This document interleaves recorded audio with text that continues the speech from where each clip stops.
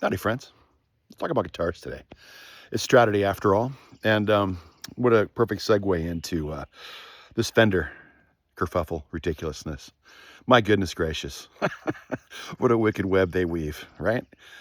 I've been playing Strats. In fact, my first really nice guitar was a Fender Elite Strat that I bought at Alamo Music in San Antonio, Texas. It was like 1985 or something like that. It was one of the ones with the push, the push buttons for the select your pickup and the Freedom Flight tremolo, which was anything but freedom. Let me tell you, that was a dog. In fact, the guitar was like 9 pounds. But I was so stoked because it was my first real guitar.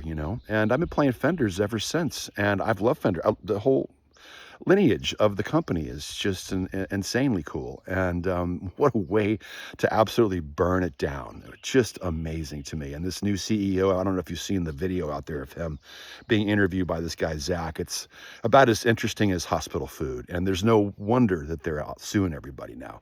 But, it's a little deeper, I think, if you kind of pull back from the surface here and look under the hood.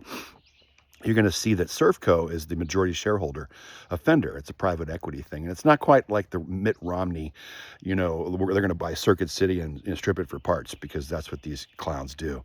But Servco also bought Reverb, which is the biggest reseller of new and used instruments on the internet. And so what they're doing is you can kind of see it, is that they're going to corner the market and have a monopoly on the distribution methods and all that.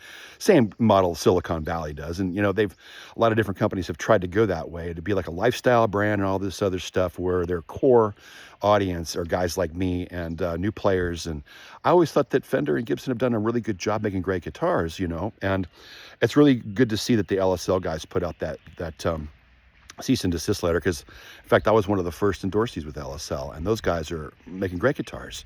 Lance and the crew there. So I hope that everybody supports them and all the small builders out there, because they're going to need it, man. This is insane. And hey, Fender, you suck. Later.